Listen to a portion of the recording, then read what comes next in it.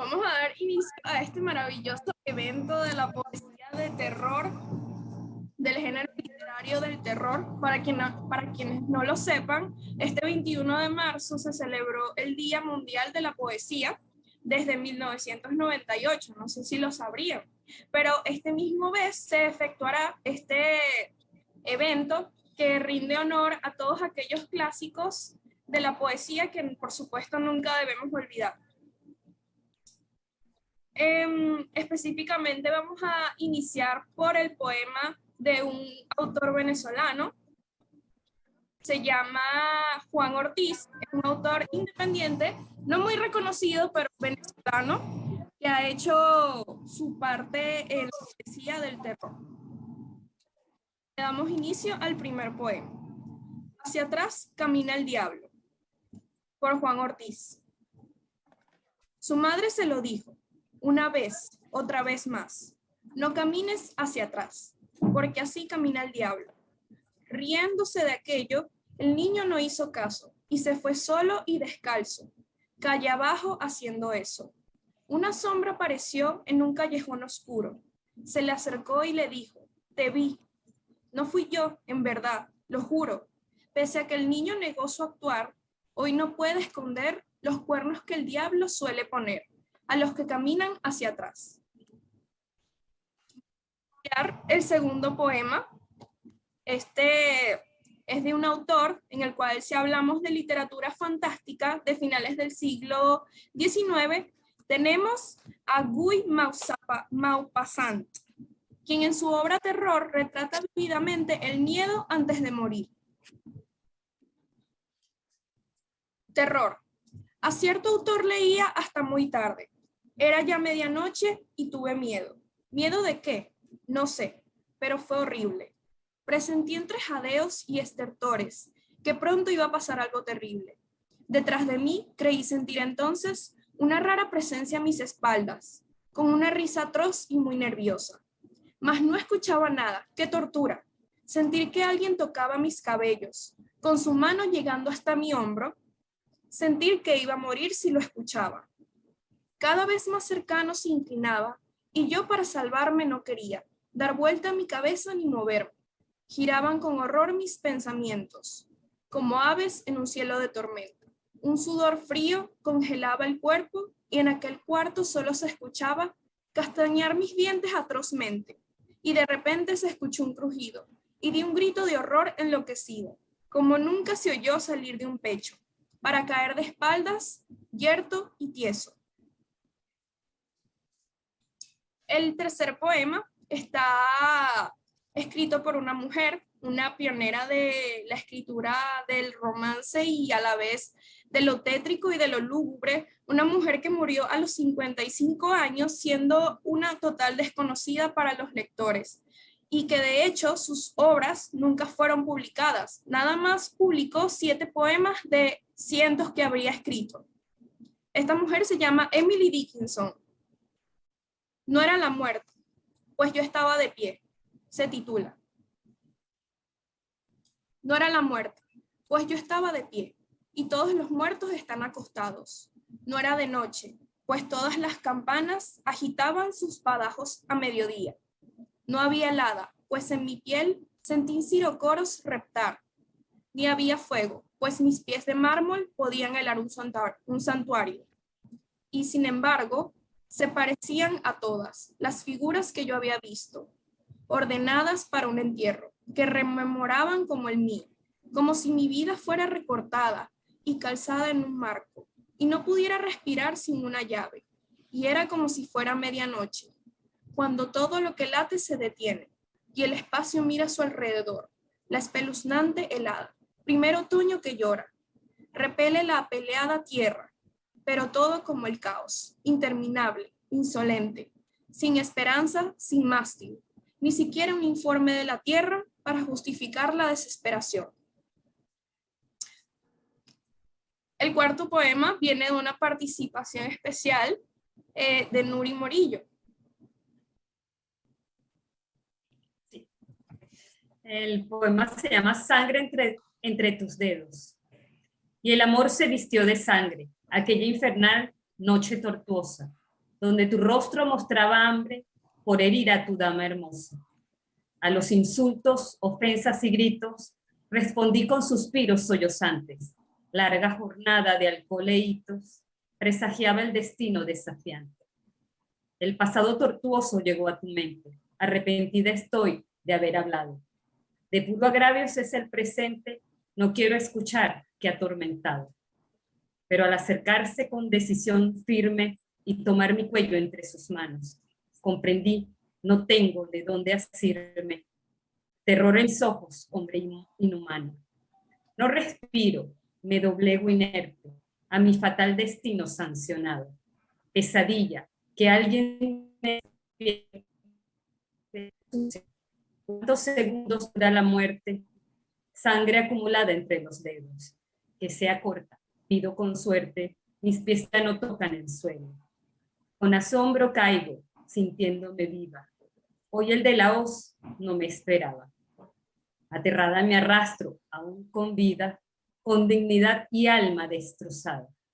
Este es un patrón que se resiste una y otra vez en mis pesadillas. ¿Acaso sí? ¿Es real? ¿Lo viviste? Huye, corre, sálvate a hurtadillas. Frente al espejo, mirada firme, manos en mi cuello están grabadas. Sangre dentro de tus dedos, debo irme, huir, correr, morir, pienso aterrada. No logré escapar a mi negra suerte. Un grito de terror hoy queda ahogado. Reposa mi cuerpo, es la fría muerte, sangre entre tus dedos queda.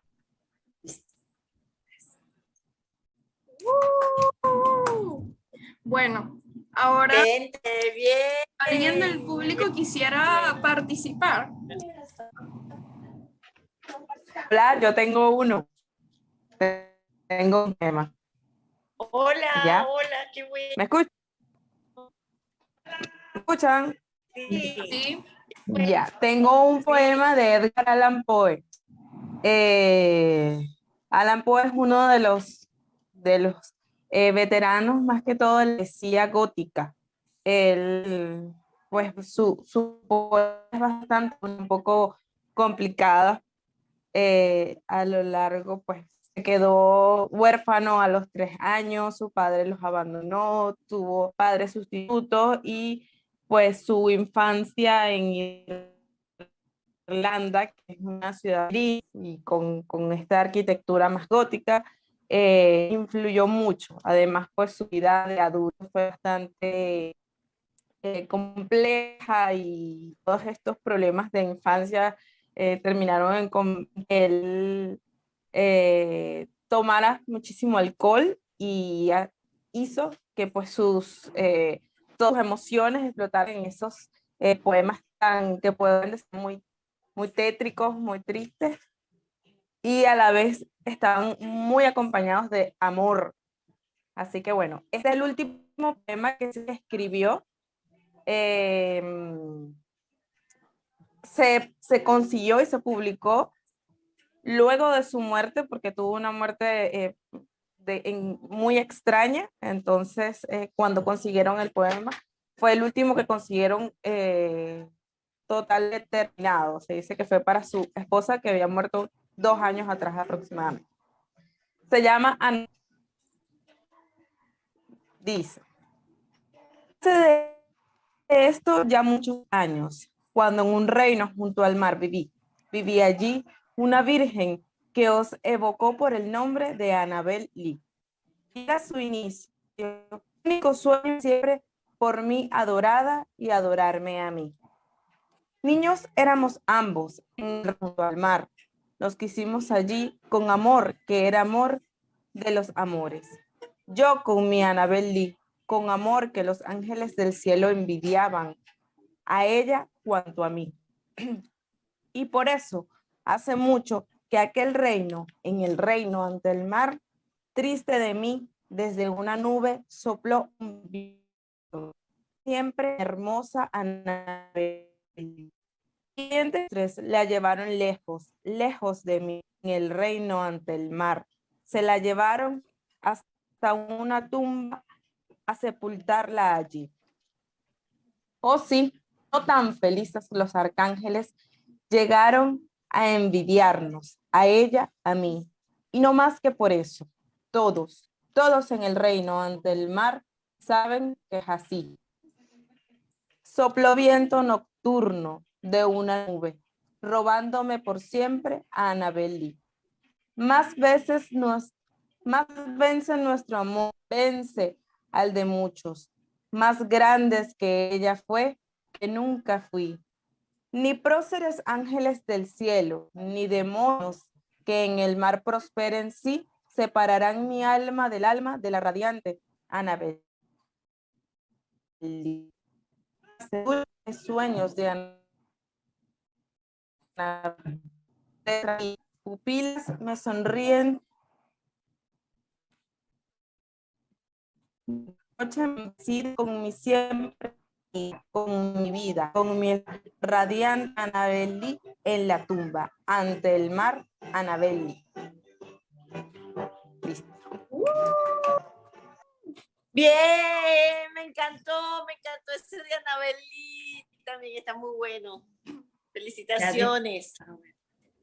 Y hablando de Sí. Poe, quien es reconocido como uno de los maestros universales del relato corto, vamos a cerrar este evento leyendo una de sus obras más grandes que relata la historia de un hombre que se debate entre la locura y la cordura. El corazón delator. Es cierto, siempre he sido nervioso, muy nervioso, terriblemente nervioso. Pero, ¿por qué afirman ustedes que estoy loco? La enfermedad había agudizado mis sentidos, en vez de destruirlos o embotarlos, y mi oído era el más agudo de todos. Oía todo lo que puede oírse en la tierra y en el cielo. Muchas cosas oí en el infierno. ¿Cómo puedo estar loco entonces?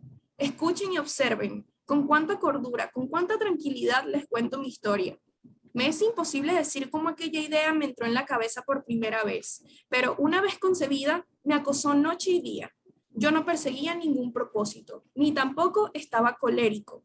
Quería mucho al viejo, jamás me había hecho nada malo, jamás me insultó. Su dinero no me interesaba. Me parece que fue su ojo. Sí, eso fue. Tenía un ojo semejante al de un buitre, un ojo celeste y velado por una tela. Cada vez que lo clavaba en mí, sangre. Y así, poco a poco, muy gradualmente, me fui decidiendo a matar al viejo y librarme de aquel ojo para siempre. Presten atención ahora. Ustedes me toman por loco, pero los locos no saben nada. En cambio, si hubieran podido ver con qué habilidad procedí, con qué cuidado, con qué previsión, con qué disimulo me puse a la obra. Jamás fui más amable con el viejo que la semana antes de matarlo. Todas las noches, hacia las 12, hacía yo girar el picaporte de su puerta y la abría. Oh, tan suavemente. Y entonces, cuando la abertura era lo bastante grande como para pasar la cabeza, levantaba una linterna sorda, cerrada, completamente cerrada, de manera que no se viera ninguna luz. Y tras ella pasaba la cabeza. Oh, ustedes se hubieran reído al ver cuán astutamente pasaba la cabeza. La movía lentamente, muy lentamente, a fin de no perturbar el sueño del viejo. Me llevaba una hora entera introducir completamente la cabeza por la abertura de la puerta, hasta verlo tendido en su cama. ¿Es que un loco hubiera sido tan prudente como yo? Y entonces, cuando tenía la cabeza completamente dentro del cuarto, abría la linterna cautelosamente. La abría lo suficiente como para que un solo rayo de luz cayera sobre el ojo del buitre. Y esto lo hice durante 7 largas noches. Al llegar la 8ª noche, procedí con mayor cautela que de costumbre al abrir la puerta. El minutero de un reloj se mueve con más rapidez de lo que se movía mi mano. Jamás, antes de aquella noche, había sentido el alcance de mis facultades, de mi sagacidad. Apenas lograba contener mi impresión de triunfo, pensar que estaba ahí, abriendo poco a poco la puerta y que él ni siquiera soñaba con mis secretas intenciones. Me reí entre dientes ante esta idea, y quizá me oyó, porque lo sentí moverse repentinamente en la cama, como si se sobresaltara. Ustedes pensarán que me eché hacia atrás, pero no. Su cuarto estaba tan negro como la pez, ya que el viejo cerraba completamente las persianas por miedo a los ladrones. Había ya pasado la cabeza y me disponía a abrir la linterna, cuando mi pulgar resbaló en el cierre metálico y el viejo se enderezó en el lecho gritando: ¿Quién está ahí? Permanecí inmóvil, sin decir palabra. Durante una hora entera no moví ni un solo músculo. Y en todo ese tiempo no oí que volviera a tenderse en la cama. Seguía sentado, escuchando, tal como yo lo había hecho, mientras escuchaba en la pared los taladros cuyo sonido anuncia la muerte. Oí de pronto un leve quejido, y supe que era el quejido que nace del terror. No expresaba dolor o pena, no, era el ahogado sonido que brota del fondo del alma, cuando el espanto la sobrecoge. Muchas noches, justamente a las 12, cuando el mundo entero dormía, surgió de mi pecho, ahondando con su espantoso eco los terrores que me enloquecían. Repito que los conocía bien, comprendí lo que estaba sintiendo, el viejo, y le tuve lástima, aunque me reía en el fondo de mi corazón. Comprendí que había estado despierto desde el primer leve ruido. Cuando se movió en la cama, había tratado de decidirse que aquel ruido no era nada, pero sin conseguirlo. Pensaba, no es más que el viento en la chimenea, o un grillo que chirrió una sola vez. Sí, había tratado de darse ánimo con esas suposiciones, pero todo era en vano, porque era yo.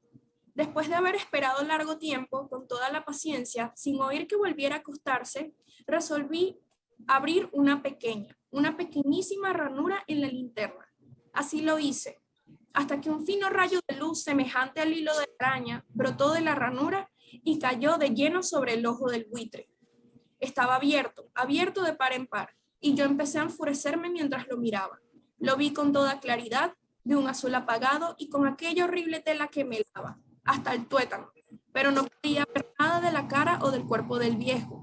Como movido por un instinto, había orientado el haz de luz exactamente hacia el punto. ¿No les he dicho ya que lo que toman erradamente por locura es solo una excesiva agudeza de los sentidos? En aquel momento llegó a mis oídos un resonar apagado y presuroso, como el que podría ser un reloj envuelto en algodón. Aquel sonido también era familiar. Era el latir del corazón del viejo. Aumentó aún más mi furia, tal como el redoblar de un tambor estimula el coraje de un soldado. Pero incluso entonces me contuve y seguí callado. Apenas si respiraba. Sostenía la linterna de modo que no se moviera, tratando de mantener con toda la fiereza posible el haz de luz sobre el ojo. Entretanto, el infernal latir del corazón iba en aumento. Hacía cada vez más rápido, cada vez más fuerte, momento a momento. El espanto del viejo tenía que ser terrible, cada vez más fuerte. ¿Me siguen ustedes con atención? Les he dicho que soy nervioso. Sí, lo soy. Y ahora, a medianoche, en el terrible silencio de aquella antigua casa, un resonar tan extraño como aquel me llenó de un horror incontrolable. Sin embargo, me contuve todavía algunos minutos y permanecí inmóvil. Pero el latido crecía cada vez más fuerte, más fuerte. Me pareció que aquel corazón iba a estallar, y una nueva ansiedad se apoderó de mí. Algún vecino podía escuchar aquel sonido. La hora del viejo había sonado. Lanzando un alarido, abrí del todo la linterna y me precipité en la habitación.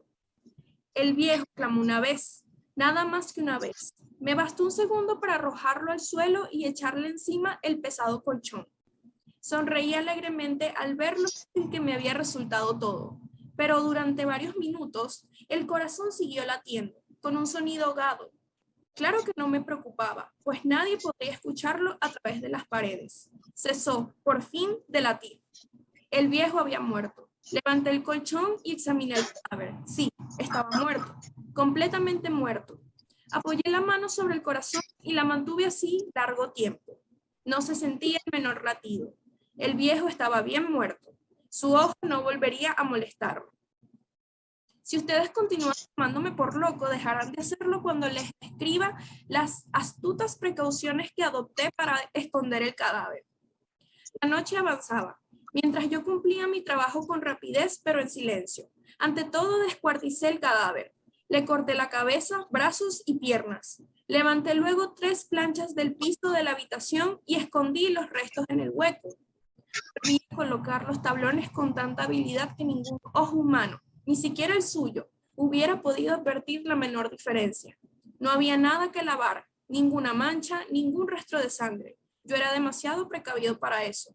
Una cuba había recogido todo. Cuando hube terminado mi tarea, eran las 4 de la madrugada.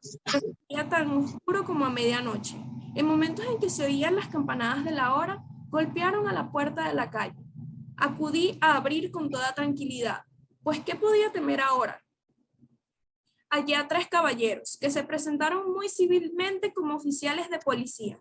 Durante la noche, un vecino había escuchado un alarido, por lo cual se sospechaba la posibilidad de algún atentado. Al recibir este informe en el puesto de la policía, habían comisionado a los 3 agentes para que registraran el lugar. Sonreí, pues, ¿qué tenía que temer? Di la bienvenida a los oficiales y les expliqué que yo había lanzado aquel grito durante una pesadilla. Les hice saber que el viejo se había ausentado a la campaña. Llevé a los visitantes a recorrer y los invité a que revisaran bien. Finalmente, acabé conduciéndolos a la habitación del muerto. Les mostré sus caudales intactos y como cada cosa se hallaba en su lugar. En el entusiasmo de mis confidencias, traje sillas a la habitación y pedí a los 3 caballeros que descansaran allí de su fatiga, mientras yo mismo, con la audacia de mi perfecto, colocaba mi silla en el exacto punto bajo el cual reposaba el cadáver de mi víctima. Los oficiales se sentían satisfechos. Mis modales los habían convencido. Por mi parte, me hallaba perfectamente cómodo. Se sentaron y hablaron de cosas comunes, mientras yo les contestaba con animación. Mas al cabo de un rato, empecé a notar que me ponía pálido y deseé que se marcharan. Me dolía la cabeza y creía percibir un zumbido en los oídos, pero los policías continuaban sentados y charlando. El zumbido se hizo más intenso, seguía resonando y era cada vez más intenso. Hablé en voz muy alta para librarme de esa sensación, pero continuaba lo mismo y se iba haciendo cada vez más clara hasta que al fin me di cuenta de que aquel sonido no se producía dentro de mis oídos. Sin duda, debí de ponerme muy pálido, pero seguía hablando con creciente soltura y levantando mucho la voz. Pero el sonido aumentaba. ¿Y qué podía hacer yo? Era un resonar apagado y presuroso, un sonido con el que podría hacer un reloj envuelto en algodón. Yo jadeaba tratando de recobrar el aliento, pero los policías no habían oído nada. Hablé con mayor rapidez, con vehemencia, pero el sonido crecía continuamente. Me puse en pie y discutí sobre insignificancias en voz muy alta y con violentas gesticulaciones, pero el sonido crecía continuamente. ¿Por qué no se iba? Anduve de un lado a otro, a grandes pasos, como si las observaciones de aquellos hombres me enfurecieran, pero el sonido crecía continuamente. Oh Dios, ¿qué podría hacer yo? Lancé espumarajos de rabia. Maldije, juré, balanceando la silla sobre la cual me había sentado. Raspé con ella las tablas del piso, pero el sonido sobrepujaba todos los otros y crecían sin cesar. Más alto y más alto. Y entre tanto los hombres seguían charlando plácidamente y sonriendo. ¿Era posible que no oyeran ese sonido? Santo Dios, claro que oían y que sospechaban de mí. Sabían y se estaban burlando de mi horror. Sí, así lo pensé y así lo pienso yo y así lo pienso hoy. Pero cualquier cosa era preferible a aquella agonía. Cualquier cosa sería más tolerable que aquel escarnio.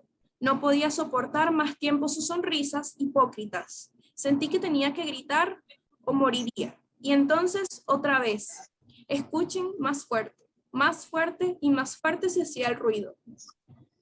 Basta ya de fingir, malvados.